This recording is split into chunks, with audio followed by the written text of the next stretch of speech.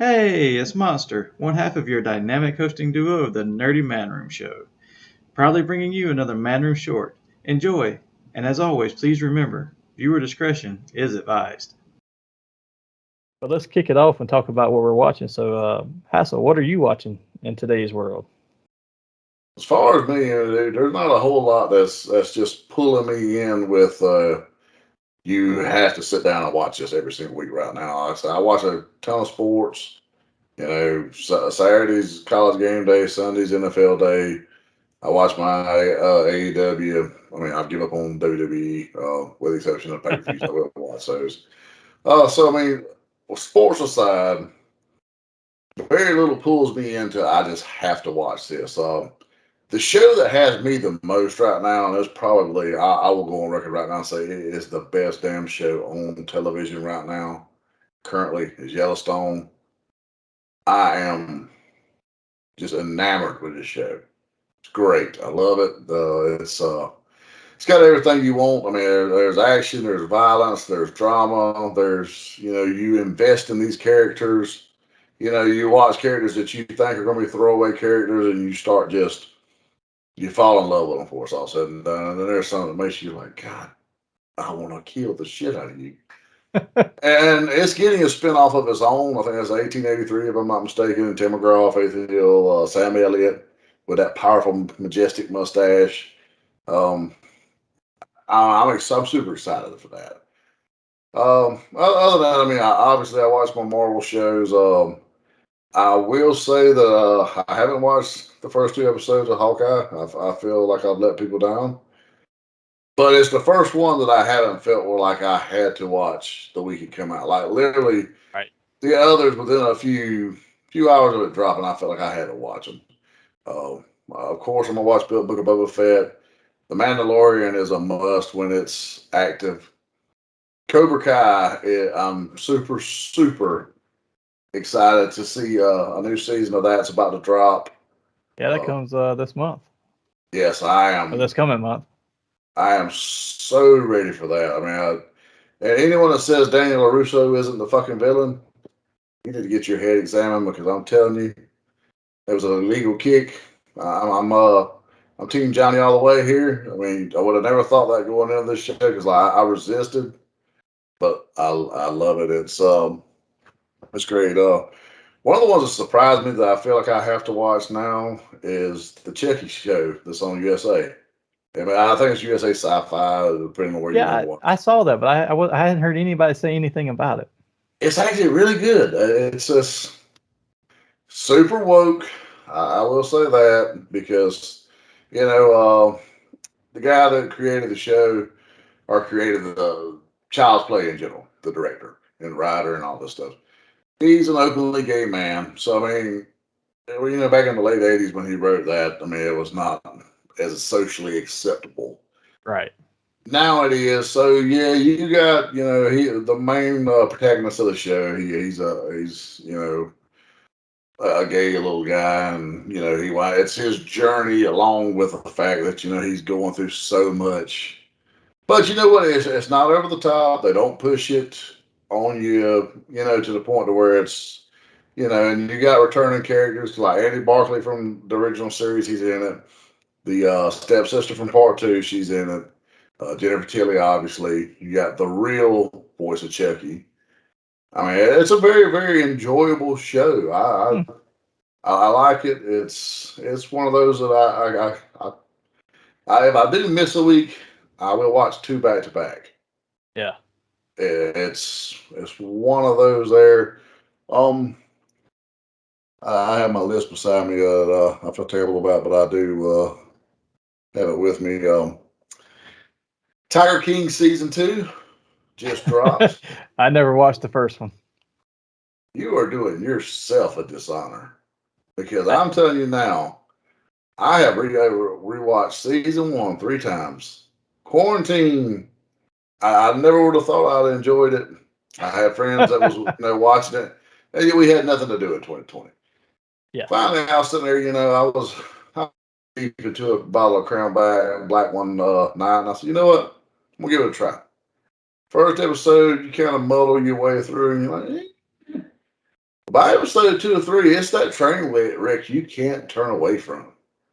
And it's like, and Joe is just so over the top too that it's like there's one scene where this line, Tiger, he's filming a commercial, and this Tiger grabs him by the leg, and you see him kind of swat it off a little bit. Next thing you know, it drags him down.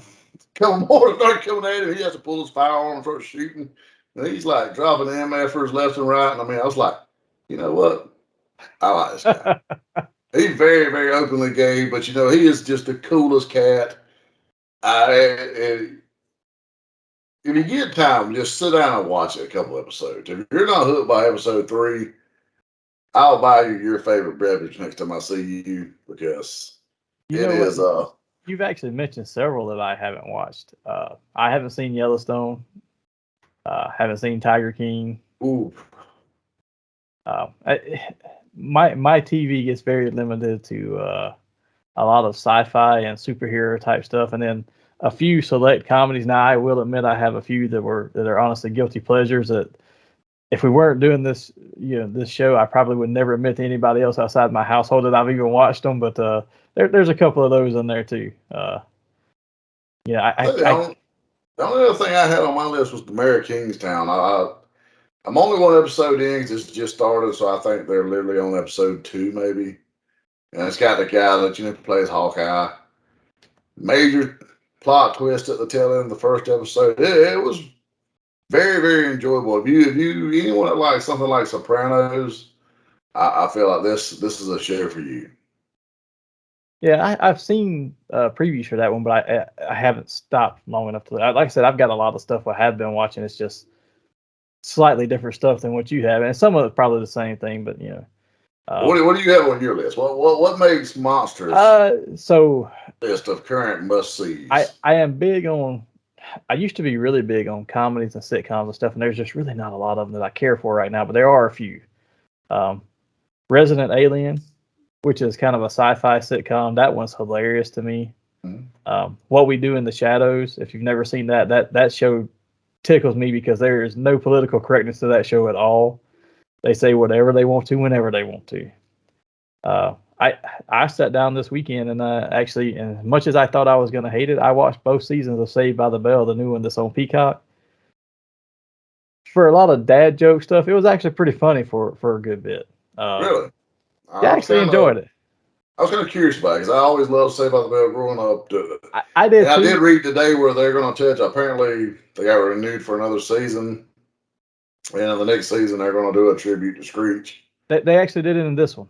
Okay, was that it? The end of the second season's first episode, because you see them talking about stuff during the first episode and keep talking about stuff being hard or this being hard. And they play it up because Zach and Kelly are married in this new show. They play it up like maybe they've had some problems. But at the end of it, you see all of them, and they even have who she wasn't in the first season, but the girl who played Lisa Turtle came back, and they were all sitting in the Max eating, and the guy who runs the Max, which is the guy who was originally running it on the show, the curly-headed magician guy, he actually brings them out a burger named the Screech Burger, and it's a spaghetti hamburger or whatever that he ordered in some random episode, and they toast to him, and then they show a bunch of clips from different episodes that he was, that he had some big parts in. I feel that gets you in the feels right there. That one did a little bit, but the whole show, having the old cast on there with the new kids is actually pretty funny. And the new kids try to be a little woke, and then the older ones are like, no. And it just comes off as very funny. It's like two different generations. It's like, that's not what we did back in my day. It's like all Slater's all the time like, we would have just had a dance off. It just, for whatever reason, it tickled me a good bit. But I do have a couple of other shows that I'm sure you have never seen. There's a couple of reality game shows, or actually just one now. The other one's canceled, but The Circle on Netflix. These are the dumbest people alive, and they make for great, stupid TV.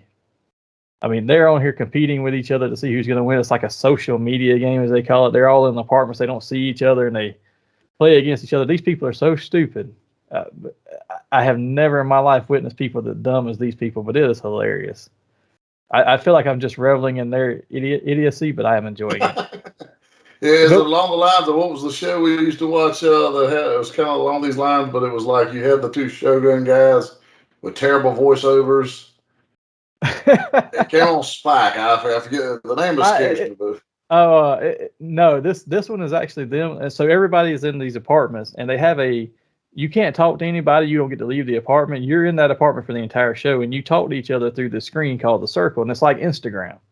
You put, or Facebook or whatever. You put a picture up there, just your profile pic, and you put this bio about yourself. Half the people aren't the people they say they are. They're trying to catfish everybody else, and the others are trying to. Whoever wins at the end gets voted as the most popular and the most real or whatever gets to take home money. But every episode they vote people off, and as soon as they vote somebody off, they bring other people in to so fill the it spot. is reality based though. Yeah, but like this last season, this one girl was on there, and then when she got voted, they voted off from the first episode and voted these two sisters out who were playing this one character together and staying in the apartment together.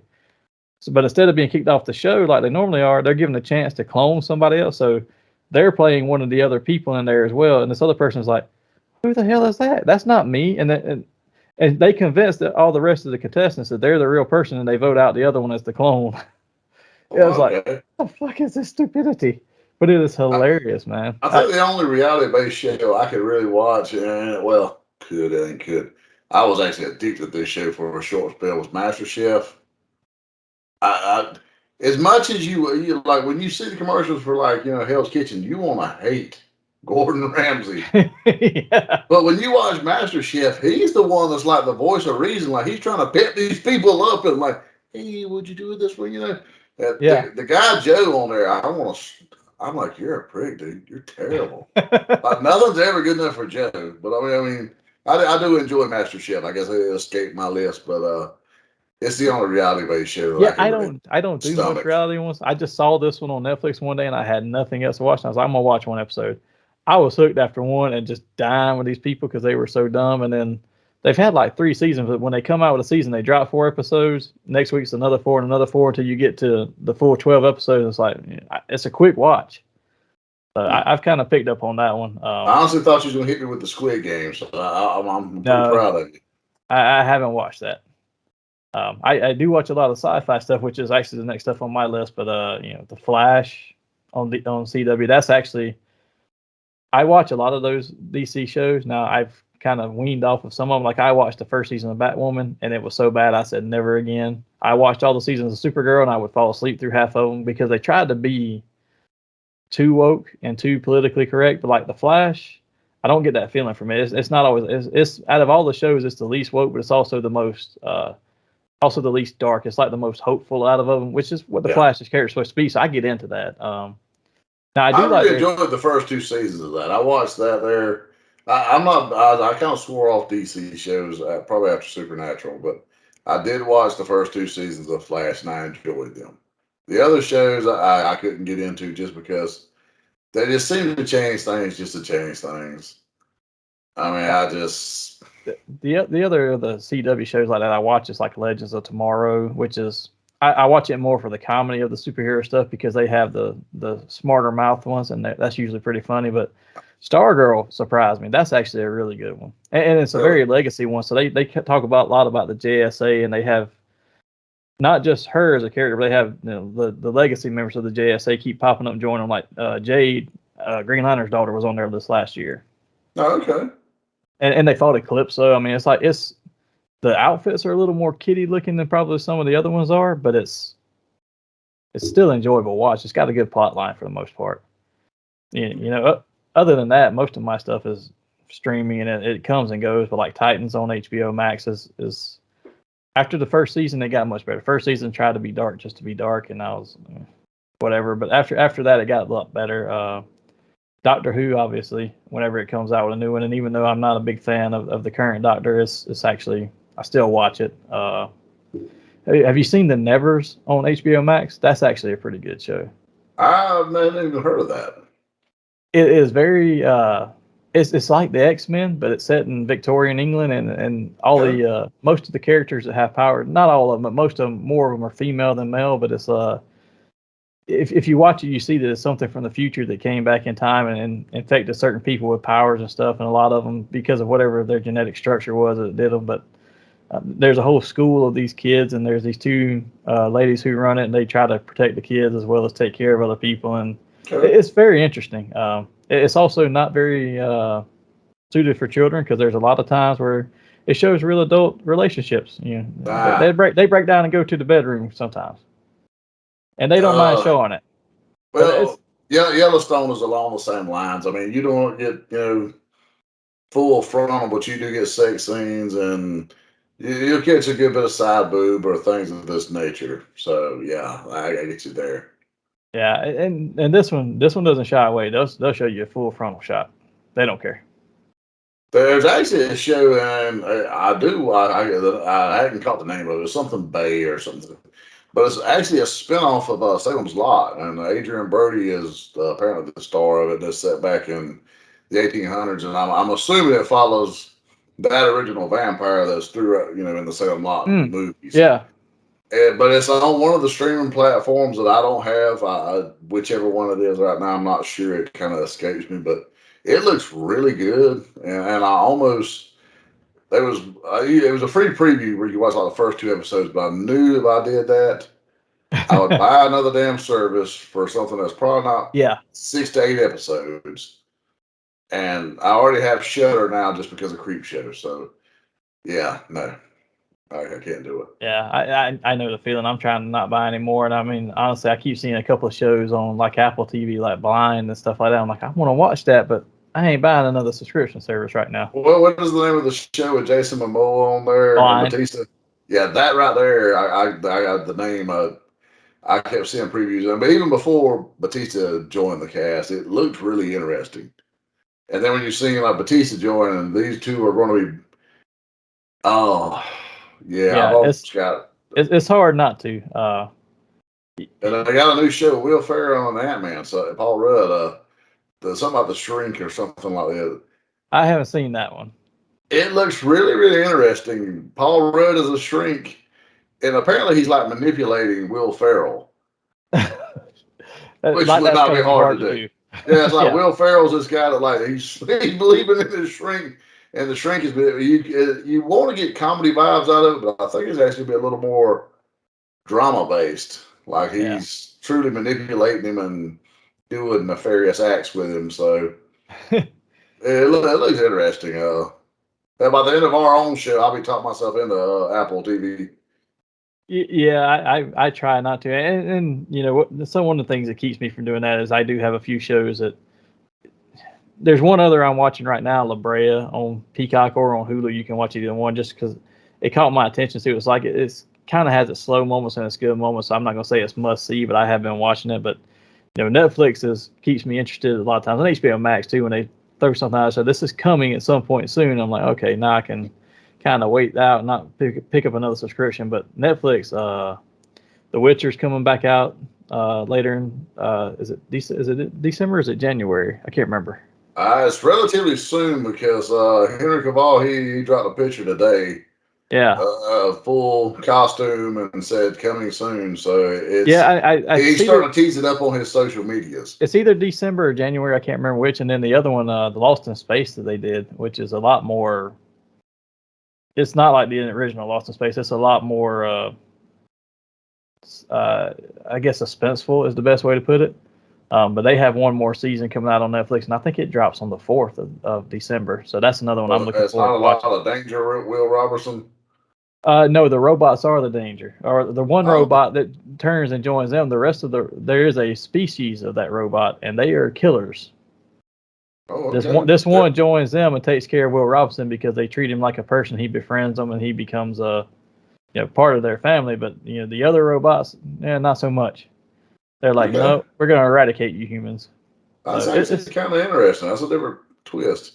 It's pretty good. They got another show like that on Netflix too called Another Life, and I watched the seasons of it. It's actually pretty good. A very similar thing. It's like an AI, this alien race lands on Earth and is offering all these things to humanity and making them, we'll make you part of our collective and we'll do all these things for you. We'll end world hunger. We'll regrow trees because it's a little bit in the future, not far flung future, but far enough in the future like climate change has affected a lot of stuff. And then you find out that it's actually an AI system and they don't want humans leaving Earth because they think humans are any carbon-based life form to them is a horrible thing. They want them to stay on whatever planet they're on, and they want to govern them. Ah. So it has a good twist to it, but it's a very interesting show. And there's been 2 seasons of it on there, I think. I'm trying to remember her name. It's I can't remember the actress's name. That's the main lead, but she's been in a lot of sci-fi shows and stuff. That's really about all I've been watching, honestly. I mean, that's kind of the rundown of the shows I've been doing. I have started Cowboy Bebop, but I'm not far enough along in it to say if I like it or not. I didn't care for the original anime, but the live action's actually what I watched was pretty decent so far. But I'm halfway through one episode, so kind of hard to judge it so far. Yeah, so that's pretty much the gist of what I've been getting online. Is like even people that weren't, fans of the anime were enjoying the live action. Yeah, the anime went a little too over the top sometimes, and live action has the comedy in it, but it seems a little more subdued, I guess is the best way. It fits perfectly what they're trying to do and what they're trying to say at the time, versus being 10 minutes of screaming and eye bulging the cartoon gave you. Yeah. But since we've run through those, and just kind of what we're watching now,